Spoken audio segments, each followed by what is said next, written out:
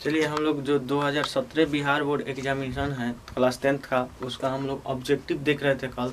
इसके पहले भी काफ़ी सारा ऑब्जेक्टिव देखे, आज भी आपके लिए आया है ऑब्जेक्टिव लेकर। चलिए हम क्या है, यहाँ पे दे रहा है क्वेश्चन त्रिकोणमिति से है, ऑब्जेक्टिव किस तरह बनते हैं इस तरह दिखा दे रहा है। चलिए 10 पाई/2 का मान क्या होगा, तो भाई मेरे पाई बराबर होता है 180 डिग्री। पाई का मान क्या होता है डिग्री में, 180 डिग्री।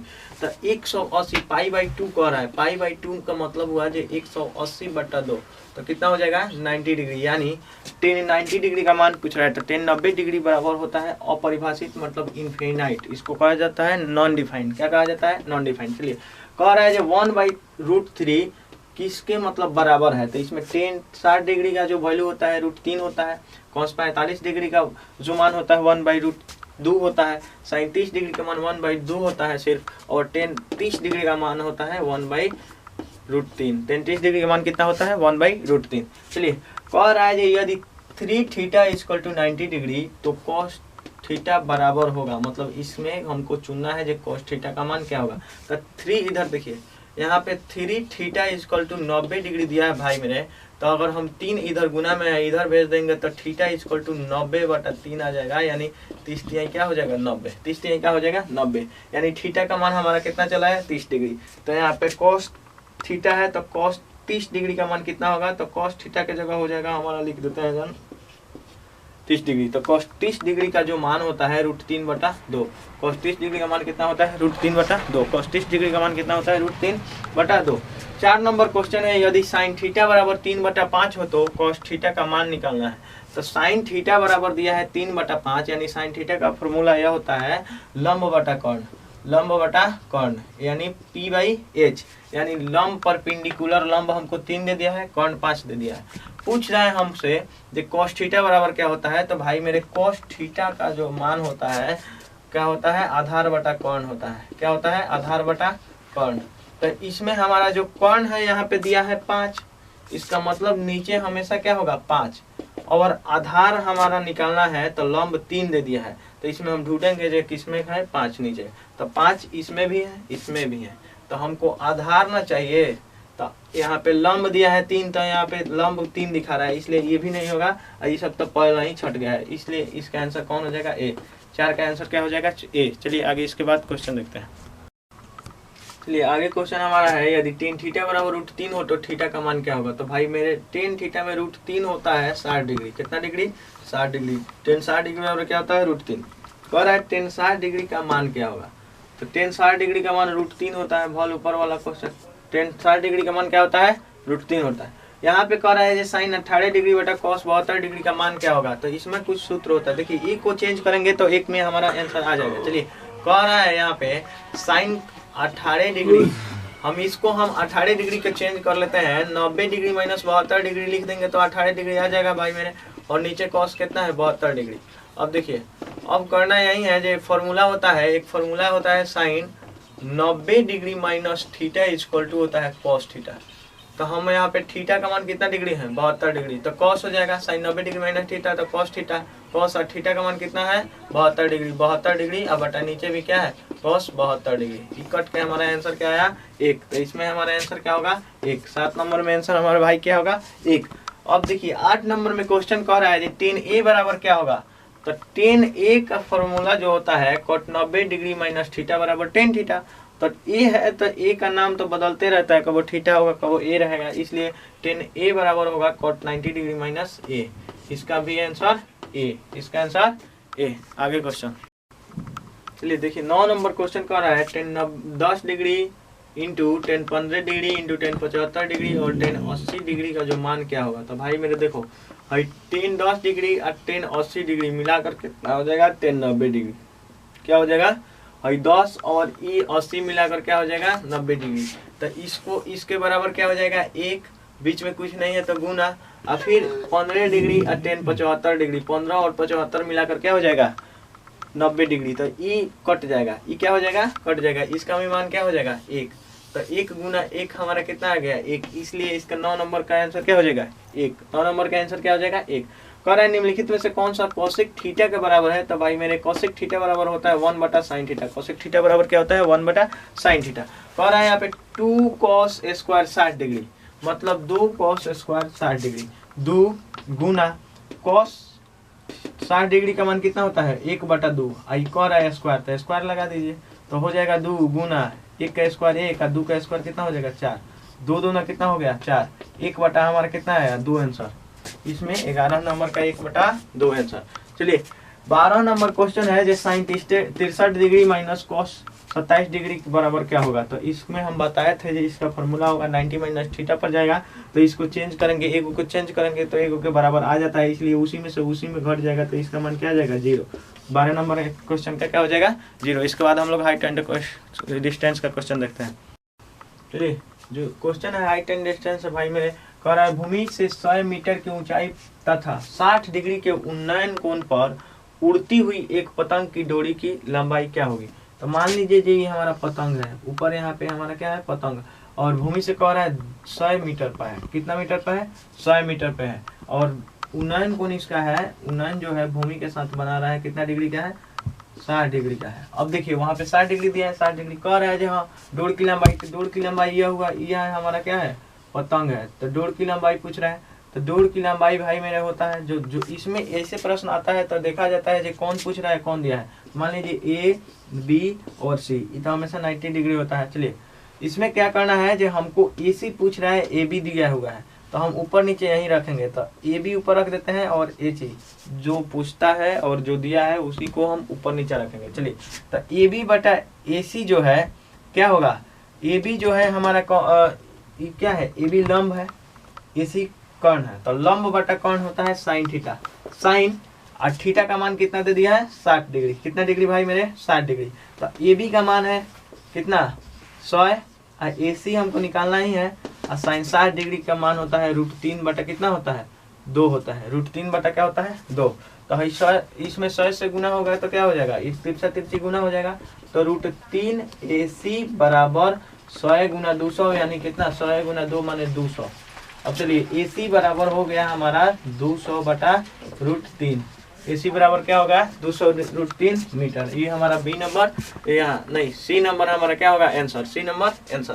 कह रहा है किसी मीनार की ऊंचाई 10 मीटर है, मान लीजिए ये हमारा मीनार है, कितना मीटर है भाई 10 मीटर है, और सूर्य जब इधर से फोकस मार रहा है मतलब तो सूर्य के द्वारा जो परछाई बन रहा है वही हमको क्या करना है छाया निकालना है, जो इसकी परछाई क्या है, परछाई की छाया की लंबाई क्या है, तो 10 मीटर दे दिया है, और सूर्य का उन्नयन कोण कितना दिया है 45 डिग्री।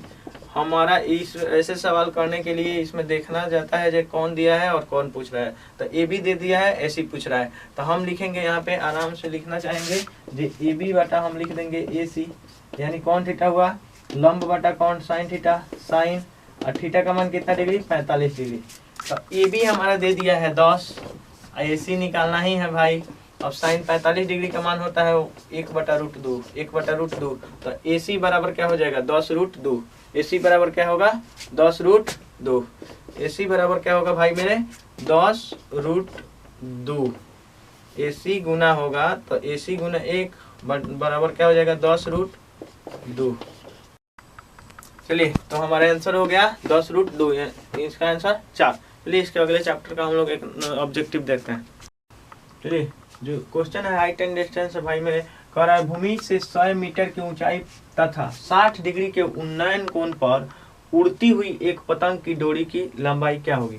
तो मान लीजिए ये हमारा पतंग है, ऊपर यहाँ पे हमारा क्या है पतंग, और भूमि से कह रहा है 100 मीटर पर है, कितना मीटर पर है 100 मीटर पे है, और उन्नयन कोण इसका है, उन्नयन जो है भूमि के साथ बना रहा है कितना डिग्री का है 60 डिग्री का है। अब देखिए वहाँ पे 60 डिग्री दिया है, 60 डिग्री कह रहा है जो हाँ डोर की लंबाई, तो डोर की लंबाई यह हुआ, यह है हमारा क्या है पतंग है, तो डोर की लंबाई पूछ रहा है, तो डोर की लंबाई भाई मेरा होता है जो इसमें ऐसे प्रश्न आता है तो देखा जाता है जो कौन पूछ रहा है कौन दिया है, मान लीजिए ए बी और सी, ये तो हमेशा 90 डिग्री होता है। चलिए इसमें क्या करना है जो हमको ए सी पूछ रहा है ए बी दिया हुआ है, तो हम ऊपर नीचे यहीं रखेंगे, तो ए बी ऊपर रख देते हैं और ए सी जो पूछता है और जो दिया है उसी को हम ऊपर नीचे रखेंगे। चलिए तो ए बी बटा ए सी जो है क्या होगा, ए बी जो है हमारा क्या है ए बी लंब है, ए सी कर्ण है, तो लंब बटा कर्ण होता है साइन थीटा, साइन और थीटा का मान कितना दे दिया है 60 डिग्री, कितना डिग्री भाई मेरे 60 डिग्री, तो ए बी का मान है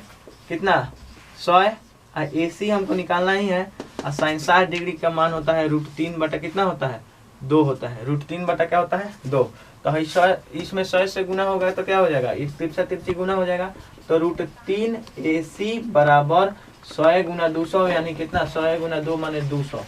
अब चलिए AC बराबर हो गया हमारा 200 बटा √3।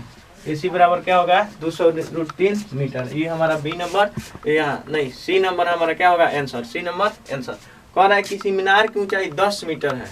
मान लीजिए ये हमारा मीनार है, कितना मीटर है भाई 10 मीटर है। और सूर्य जब इधर से फोकस मार रहा है मतलब तो सूर्य के द्वारा जो परछाई बन रहा है वही हमको क्या करना है, छाया निकालना है। जो इसकी परछाई क्या है, परछाई की छाया की लंबाई क्या है। तो 10 मीटर दे दिया है और सूर्य का उन्नयन कोण कितना दिया है 45 डिग्री। हमारा इस ऐसे सवाल करने के लिए इसमें देखना जाता है जो कौन दिया है और कौन पूछ रहा है। तो ए बी दे दिया है, ऐसी पूछ रहा है तो हम लिखेंगे यहाँ पे आराम से लिखना चाहेंगे जो ए बी बटा हम लिख देंगे ए सी, यानी कौन थीटा हुआ लंब बटा कौन साइन थीटा, साइन और थीटा का मान कितना डिग्री 45 डिग्री। तो ए बी हमारा दे दिया है 10, ए सी निकालना ही है भाई। अब साइन 45 डिग्री का मान होता है 1 बटा √2, 1 बटा √2। तो ए सी बराबर क्या हो जाएगा 10 √2। ए सी बराबर क्या होगा 10 √2। ए सी बराबर क्या होगा भाई मेरे 10 √2। ए सी गुना होगा तो ए सी गुना 1 बराबर क्या हो जाएगा 10 √2। इसमें ऑप्शन नहीं है क्या, देखिए ऑप्शन। चलिए तो हमारा आंसर हो गया 10 √2, इसका आंसर 4। चलिए इसके अगले चैप्टर का हम लोग एक ऑब्जेक्टिव देखते हैं। चलिए भाई देख रहे हैं जो वृत्त से जो ऑब्जेक्टिव क्वेश्चन बनता है, इसका पहला क्वेश्चन है यह जो वृत्त के केंद्र पर बना कोण कितने डिग्री का होता है। तो भाई मेरे वृत्त के केंद्र पर जो बनता है 360 डिग्री का कोण बनता है, यानी किसी भी बिंदु पर पॉइंट पर कितने डिग्री का कोण बनता है तो 360 डिग्री। इसलिए वृत्त के केंद्र पर बना कोण कितना डिग्री का होगा 360 डिग्री। कह रहा है अर्धवृत्त का कोण कितना होता है, तो अर्धवृत्त जो होता है आधा वृत्त होता है। अर्धवृत्त कितना आधा होता है, इसलिए कितना डिग्री का कोण बनता है भाई 90 डिग्री का। अर्धवृत्त पर कोण कितना डिग्री का बनता है 90 डिग्री का। कह रहा है वृत्त की सबसे बड़ी जीवा क्या होती है, तो ये मेरे मान लीजिए जो वृत्त है ये सब जीवा है, तो सबसे बड़ा जो जीवा होता है इसके व्यास होगा, उसके बाद फिर घटने लगेगा। तो वृत्त की सबसे बड़ी जीवा कौन होती है व्यास। वृत्त की सबसे बड़ी जीवा कौन होती है व्यास। वृत्त के किसी बाह्य बिंदु से कितनी स्पर्श रेखा खींची जा सकती है, तो मान लीजिए ये हमारा वृत्त है, तो बाह्य बिंदु मान लीजिए बाहरी बिंदु ई है, तो इससे स्पर्श रेखा एगो ई हुआ और एगो ई हुआ, तो 1 और 2। एक किसी बाह्य एक बिंदु से वृत्त पर स्पर्श रेखा खींची जा सकती है 2 खींची जा सकती है। कितनी खींची जा सकती है 2। यदि कोई रेखा वृत्त को सिर्फ एक बिंदु पर स्पर्श करती है तो वह क्या कहलाती है, तो उसे ही हम क्या कहते हैं स्पर्श रेखा कहते हैं। उसे ही हम क्या कहते हैं स्पर्श रेखा। देखिए ये वृत्त है और एक इधर से छूकर चली जाएगी तो एक बिंदु पर छूकर चली जाएगी तो इसे स्पर्श रेखा कहते हैं। लेकिन इसके बीच में जब काट कर जाएगी 2 बिंदु पर काटेगी तो इसी को छेदक रेखा या प्रतिच्छेदक रेखा कहते हैं। चलिए इसके आगे क्वेश्चन देखते हैं। चलिए आगे क्वेश्चन है जो 44 मीटर परिधि वाले वृत्त की त्रिज्या क्या होगी। चलिए देखिए तो हमको परिधि बराबर दे दिया है 44 मीटर, तो वृत्त की परिधि बराबर होता है 2πr = क्या दे दिया 44, यानी हम r को रखेंगे तो 44 इधर में गुना में है 2π तो इधर जाएगा तो बट्टा में हो जाएगा, तो 2 और गुने पाई का मान 22/7। अब 7 ऊपर हम भेज देते हैं, 22 दूना क्या होगा 44, 2 से 2 आर कितना आ गया 7। आर मेरा कितना मीटर हो गया 7 मीटर भाई। आर कितना मीटर 7 मीटर। कह रहा है निम्न में से कौन वृत्त के क्षेत्रफल का सूत्र है, तो वृत्त का क्षेत्रफल बराबर होता है πr²। और वृत्त के परिधि या परिमिति पूछे तो 2πr होता है। वृत्त की परिधि बराबर क्या होता है 2πr। चलिए कह रहा है यदि एक वृत्त का क्षेत्रफल 154 सेंटीमीटर है तो इसका व्यास का मान क्या होगा। तो वृत्त का क्षेत्रफल, वृत्त का हमको क्षेत्रफल दिया है, जो वृत्त का क्षेत्रफल दे दिया है 154 सेंटीमीटर स्क्वायर, तो वृत्त का क्षेत्रफल होता है πr² भाई। तो 154, अब देखिए पाई का मान इधर आएगा तो r² बराबर हो जाएगा 154 बटा पाई। पाई का मान क्या होता है 22/7। हम 7 यहाँ पे भेज देते हैं, 7 क्या कर देते हैं भेज देते हैं। अब चलिए इसमें क्या होता है 7 से 22 सत्ते 154 होता है, 7 सत्ते क्या हो जाएगा 49। r² बराबर 49, इसलिए r बराबर इधर स्क्वायर है इधर जाएगा तो रूट चढ़ जाएगा, तो r बराबर क्या आ गया 7। r बराबर जब 7 आ गया तो हमसे पूछ रहा है व्यास पूछ रहा है, तो व्यास क्या हो जाएगा 2r, तो 7 दूना कितना हो जाएगा 14। इसका आंसर क्या हो जाएगा ए। इसका आंसर क्या हो जाएगा भाई मेरे ए। कह रहा है एक घड़ी के मिनट वाली सुई द्वारा 60 मिनट में बनाया गया कोण क्या होगा। तो मिनट के सुई जो घड़ी का है तो 60 मिनट में भाई मेरे पूरा क्या हो जाएगा, रोटेट करके चलाएगा तो कितना डिग्री का कोण बनाएगा, पूरा एक बिंदु पर घूम जाएगा, इसलिए 360 डिग्री का कोण बनाएगा। कितना डिग्री का कोण बनाएगा मेरे भाई, 360 डिग्री। कह रहा है यदि एक वृत्त का परिधि 132 सेंटीमीटर हो तो इसकी त्रिज्या क्या होगा। तो वृत्त के परिधि दे दिया है हमको कितना, 132 सेंटीमीटर दे दिया है। तो वृत्त की परिधि दिया है, परिधि बराबर 132 सेंटीमीटर। चलिए तो वृत्त की परिधि 2 पाई आर बराबर क्या दे दिया है, 132। अब देखिए भाई मेरे, तो 2 पाई इधर गुना में है, हम आर बराबर निकालेंगे तो 132 बटा 2 पाई 2, अब पाई का मान 22 बटा 7, 7 जो है हम ऊपर भेज देंगे, बटा का बटा रहता है तो ऊपर। तो अब देखिए कटाइए, ई कटाइएगा तो 66 दूना 100 कितना होता है 32, अब 22 तिहाई 66, 7 तिरका 21, आर बराबर कितना सेंटीमीटर, 21 सेंटीमीटर। इसका क्या पूछ रहा है, त्रिज्या, त्रिज्या ने पूछ रहा है 21 सेंटीमीटर। चलिए आगे क्वेश्चन कह रहा है जे आर त्रिज्या वाले गोले का आयतन क्या होगा। तो भाई गोला का आयतन बराबर होता है 4/3 pi r cube, 4/3 pi r cube. गोला का आयतन 4/3 4/3 पाई आर क्यूब। कह रहा है एक शंकु की त्रिज्या तथा ऊंचाई क्रमशः आर और एच है तो उसका आयतन क्या होगा। तो शंकु का आयतन भाई होता है 1/3 पाई आर स्क्वायर एच। शंकु का आयतन 1/3 पाई आर स्क्वायर एच। कह रहा है जो आर त्रिज्या वाले बेलन के वक्र पृष्ठीय क्षेत्रफल का क्या होगा। तो बेलन का वक्र पृष्ठीय क्षेत्रफल बराबर होता है 2 पाई आर एच। बेलन का वक्र पृष्ठीय क्षेत्रफल बराबर क्या होता है 2 पाई आर एच। कह रहा है 3 4 7 2 7 6 7 9 का बहुलक क्या होगा, यानी मोड पूछ रहा है जो इसमें सबसे ज्यादा बार कौन है। तो सबसे ज्यादा बार यहाँ पे 1 2 3 बार 7 दिखाई दे रहा है, इसलिए सबसे ज्यादा 7 है, इसलिए इसका बहुलक क्या हो जाएगा 7 हो जाएगा। आगे क्वेश्चन चलिए, क्वेश्चन यहाँ पे दे रहा है 3 5 2 5 7 5 और 8 और 5 का बहुलक ज्ञात करना है। बहुलक मतलब बहुत बार कौन है, तो इसमें 1 2 3 4 बार 5 है, उसके अलावा 4 से अधिक कोई संख्या नहीं है, इसलिए 4 बार क्या है 5 है, इसलिए इसका ऑप्शन क्या होगा सी। चलिए कह रहा है 1 3 0 3 1 3 का बहुलक क्या है। तो 3 इसमें 3 बार है, 1 2 ही बार है, इसलिए इसका बहुलक क्या हो जाएगा 3 हो जाएगा। चलिए इसमें कह रहा है अब जो इसका माध्यिका ज्ञात करना है 5 3 7 6 4 2 1 का माध्यिका ज्ञात करना है। तो इसको पहले हम लोग आरोही क्रम में सजा लेंगे भाई। तो इसमें पहले 1 है, 1 के बाद 2 है, 2 के बाद आपका 3 है, 3 के बाद 4 है, 4 के बाद 5 है, 5 के बाद 6 है, 6 के बाद आपका 7 है। 7 के अलावा इससे बड़ा कोई क्वेश्चन नहीं है, मतलब इसमें नंबर नहीं है, आप देख लेंगे 1 2 3 4 5 6 7 वो है ना। तो 1 2 3 4 5 6 7, तो इधर से 3 गो और इधर से 3 गो, 4 हमारा क्या हो जाएगा, इसका माध्यिका होगा। माध्यिका मतलब बीच में कौन है, तो 4 गो। जब भी बनाएंगे माध्यिका तब सरिया का बनाएंगे, नहीं तो क्या हो जाएगा गलत हो जाएगा। प्रथम 3 लगातार प्राकृत संख्याओं का माध्य क्या होगा मेरे भाई। तो 3 गो लगातार होता है। प्राकृत संख्या कैसे शुरू होती है, 1 से शुरू होती है। प्राकृत संख्या 1 2 और 3, इसका माध्य बराबर है जो दी गई संख्याओं का योग बटा संख्या। तो 3 गो, 3 2 5 1 6, 6 बटा 3 हो जाएगा। तो 2 हमारा क्या होगा, इसका माध्य हो जाएगा। कितना हमारा आंसर 2। कह रहा है 13 और 19 के बीच समांतर माध्य निकालें। तो 13 प्लस 19 2 गो अलग है, बस जोड़ देना है। तो 9 3 12 के 2 हाथ में 1 1 2 और 1 हाथ में 3/2, यानी हमारा कितना आ गया 16। कितना आ गया 16। 7 नंबर का भी हमारा आंसर। इसके बाद हम लोग परीक्षा का ऑब्जेक्टिव देखते हैं।